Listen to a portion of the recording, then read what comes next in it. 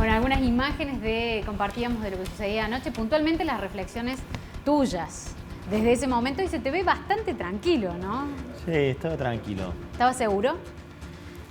Pues sabes que yo cerré la campaña tranquilo porque habíamos dejado todo, Coti. Entonces, viste que vos, en realidad, creo que el estrés de las personas está muy vinculado a una percepción subjetiva de uno. Y cuando uno siente que dejó todo, que hizo el máximo esfuerzo, yo por lo menos no soy un guaso zen, por decirlo de alguna manera, no vengo a vender que soy un zen, para nada, digamos, soy intenso, si lo sabrá mi grupo de trabajo, pero sí cuando uno realmente todo lo que previó que tenía que hacer lo hizo en la campaña, recorrimos muchísimo los pueblos, logramos presentar muchas de las propuestas que consideramos necesario contar, pese a que es difícil hablar de propuestas cuando es mucho más atractivo meterte en el quilombo de una agenda absolutamente decadente. Cuando medianamente sentí que habíamos dado todo lo nuestro, que medianamente había salido, adquirí como una tranquilidad. Nunca estuve confiado. Empezamos sí a sentir que había empatía en la gente, lo empezamos a sentir con Luis cuando caminábamos los barrios de la ciudad, los pueblos del interior, pero no esperábamos un resultado tan categórico. No. Y cuando pasó eso, yo estaba tranquilo y fui a ese episodio, no sabía si era un acto, una conferencia de prensa, y uno dice lo que le surge en el momento. Rodrigo, fuiste el candidato más votado, más de 506.000 votos. Es un número realmente importante contra 499.000 de juez. El jueves, hablando con gente de algunas encuestadoras, daba una ventaja mucho menor, es a lo que hacías referencia vos recién. ¿Por qué crees que ganaron? ¿Y por qué crees que ganaron por esa diferencia? ¿Cuáles serían los tres o los dos o tres factores más importantes que consideras para un triunfo tan importante? Mira, lo primero que me gusta decir es que la política y los análisis políticos tienden a sobreestimar las campañas, que es una forma de subestimar a la gente. Porque gran parte de las decisiones electorales de la sociedad las tiene preconcebidas, porque viene viendo trayectorias y viene viendo quién de las personas que van a ser finalmente los que se postulen pueden llegar a serles útiles a los problemas que ellos tienen. Entonces, con eso te diría que nos restamos mérito. Dicho esto, creo que nosotros logramos transmitir un argumento que la gente entendió útil. Hay dos componentes muy concretos, a mi juicio, que fueron un acierto. Uno es una expresión de cambio. Nuestra lista tenía una clara expresión de cambio. Me toca poner la cara a mí, pero atrás mío hay una gran cantidad de dirigentes jóvenes que tienen el radicalismo y otros partidos. Y había una dosis de oxigenación que me parece que en estos momentos tan angustiantes que vive el país, de tanta frustración, de venir mal desde antes de la pandemia, se pide un cambio, se pide algo distinto, de caras, de nombre y de ideas. A mí siempre quiero recalcar esto, de ideas distintas, que alguien me hable de otra cosa. Nosotros intentamos hablar de otra cosa, de la importancia del acceso a Internet, de algunas otras propuestas, de entablar una agenda con los jóvenes. Nosotros hemos llegado a los jóvenes, yo tengo toda una preocupación por ese tema. Yo creo que la política subestima a las nuevas generaciones cuando ellos vamos a hablar a los jóvenes y construyen marketing para dirigirse a los jóvenes. Yo creo que los jóvenes están muy politizados, tienen decisiones que quieren hacer valer. Lo que pasa es que la política en sus planteos institucionales tradicionales no los escucha ni dialoga con ellos. Entonces, cuando dicen, vamos a hablar a los jóvenes en una campaña, ¿viste? Les hablan como si fuesen pavos los chicos y arman un spot de como que si es un nicho, no sé si me explico.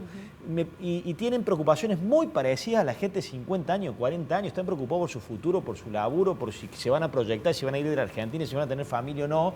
Lo que sí, obviamente, por otros canales, digamos. Será TikTok, será Instagram, será con métodos Hoy los pibes, con un emoticón o con un challenger musical, transmiten un concepto, una definición. No hay que subestimar ese concepto, ¿no? Bueno, me parece que hubo una dosis de eso en la campaña. Y lo otro, la versión más fuerte de Cambiemos no es un eslogan. Cumple 4 funciones, a mi juicio. Primero que genera empatía, porque lo que tuvo que hacer el cordobés para transitar este periodo tan difícil es sacar su versión más fuerte. Un periodista, una ama de casa, una docente, una madre que se transformó en docente, una docente que se hizo youtuber, un chico que ya no se juntó más con los chicos y tuvo que tener más amigos invisibles. Es decir, cada uno en su lugar tuvo que sacar su versión más fuerte. Incluso si vos mirás retrospectivamente, decís, yo no sé si me hubiese aguantado todo esto. ¿Cómo que estuvimos un año sin salir con comercios muy fuertes? Y la vida sigue. Entonces me parece que generó empatía. Segundo, vos viste la agenda del gobierno nacional, una catástrofe. Fabiola de joda, mientras todos en cuarentenados como talibanes. Un Delía que se corta una pulsera y dice, acá no encana a nadie. Unos locos con metralladoras diciendo, vamos a matar a jueces y fiscales y tocan un gremialista, México. Una ministra diciendo que es más divertido Argentina que el aburrimiento suizo. El garche peronista, la astrología. Entonces, en esa agenda también apareció, necesitamos perfiles fuertes para frenar esto. Y por último, la versión más fuerte, creo que no se trata de decirlo, sino que la gente también tiene que ver si eso que se dice está legitimado en quienes lo dicen, ¿se entiende? Y lo estaban diciendo dos tipos, con pasado, con contradicciones, con diferencias, con similitudes también, como Luis y yo, que hemos tenido nuestras miradas, pero que creo que se nos identifica como tipos peleadores, desfachatados, que decimos las cosas, que peleamos contra la corrupción. Entonces fue una... También los análisis políticos les gusta simplificar los temas, ¿viste? Fue el eslogan, me acuerdo cuando ganó de la Sota, no, la rebaja del 30. Hay una multiplicidad de pero más allá de eslogan o de tomarlo como narrativa o como eje para anclar propuestas. Creo más en eso, sí. Bueno, eso de cara a noviembre, ¿van a seguir en esa senda? ¿Van a tomar por ahí van a sumar otros conceptos, otras ideas? Está bien la pregunta. Bueno, vamos a rearmar bien cómo se torna efectivo el mensaje. Okay. Hay un segundo desafío que me parece que la sociedad planteaba hacia Cambiemos, que lo reiteraba muchas veces, que es que estemos juntos, que no nos peleemos. Por eso fíjate el punto que yo también veo. Mucho se habla de un voto como ola, tipo voto enojo. Creo que un componente de eso tiene que haber, la gente está muy caliente y está bien que así sea. Y qué bueno que el enojo se traduzca en votos, porque cuando el enojo se traduce en esto no cambia más, olvídate, ganan los mismos de siempre. Pero también hubo un voto muy racional, porque si hubiese sido solo enojo, aparecen más figuras antisistema. Sin embargo, hubo enojo canalizado en una herramienta que es Cambiemos, que racionalmente, con nuestros errores, nuestras diferencias, con lo que tengamos que mejorar, es la única herramienta útil, con humildad lo digo, ¿no? Porque somos los más lindos, la única herramienta útil si vos querés poner un límite o construir una agenda distinta. Porque al final del día, vos vas a un parlamento con 257 miembros y necesitas una fuerza política que tenga 130, o para frenar o para construir alternativa distinta. Entonces, también un componente muy racional en el voto. Pero Rodrigo, vos decís que Cambiemos va a seguir todo bien en cuanto a la relación entre los integrantes. Una diferencia tan grande y tan inesperada, ¿no provoca alguna rispidez adicional? Mira, Diego, yo tomé un café con Gustavo, hablé antes con él, hablé durante el transcurso de la campaña, Mario y Gustavo Santos, ya cuando había una tendencia y sin casi ningún número oficial cargado reconocieron la derrota. Sí, eso es cierto. Yo me parece haber visto a Mane festejando con Santilli, me parece haberlo visto a López Murphy hablando con María Eugenia Vidal, me parece haber escuchado que Cambiemos porque lo tiene, claro, Carrió es una figura rutilante, mi partido es un partido complejo, lleno de internas, el PRO una fábrica de candidatos.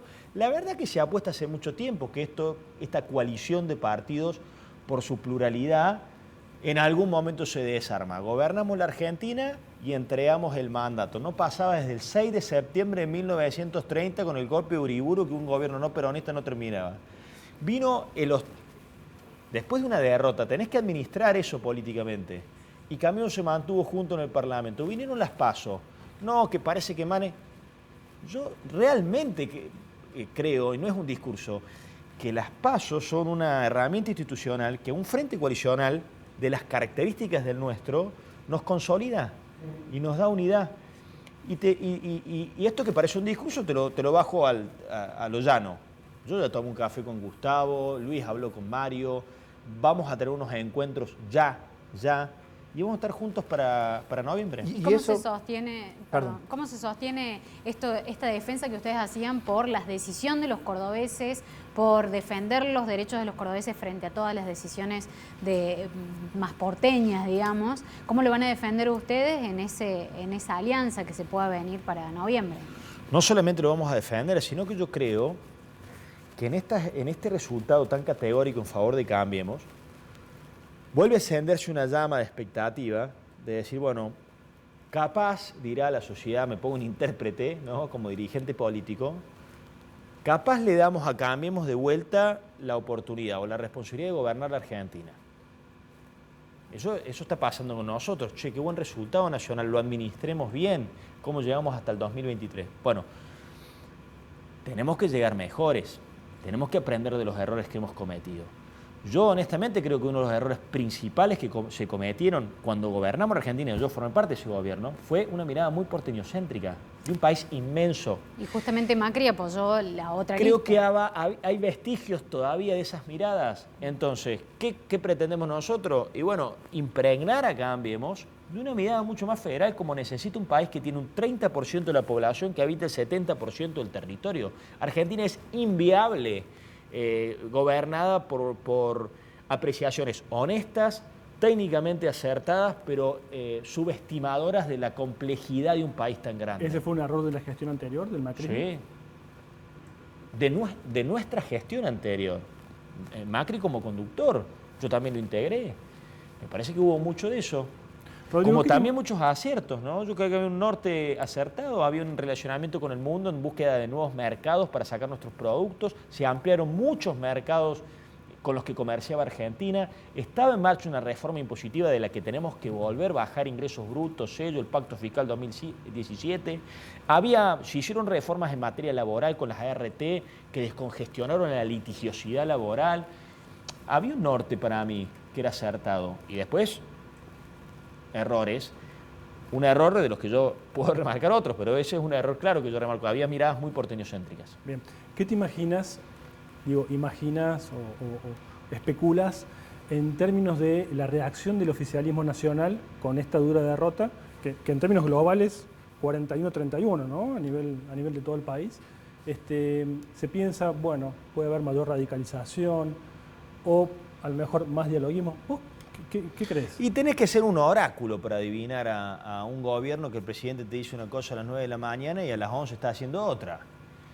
Pero si te vas a la historia electoral argentina con el peronismo, iban a hacer economía electoral, esto es maquinita y emisión, pum, y expansión del gasto, pum, pum, pum. Y eso después tiene su consecuencia, y así va el país. Nuestro país tiene un drama que es su pendularidad constante. Y tenemos un gran desafío. Nuestro principal problema es político en la Argentina. El principal problema de nuestro país es político, porque creo que los diagnósticos tienen sus matices y sus diferencias, pero hay mucho más acercamiento en diagnosticar nuestros problemas. Hay mucho más acercamientos en diagnosticar las reformas estructurales que hace falta en materia educativa, impositiva, laboral, de infraestructura.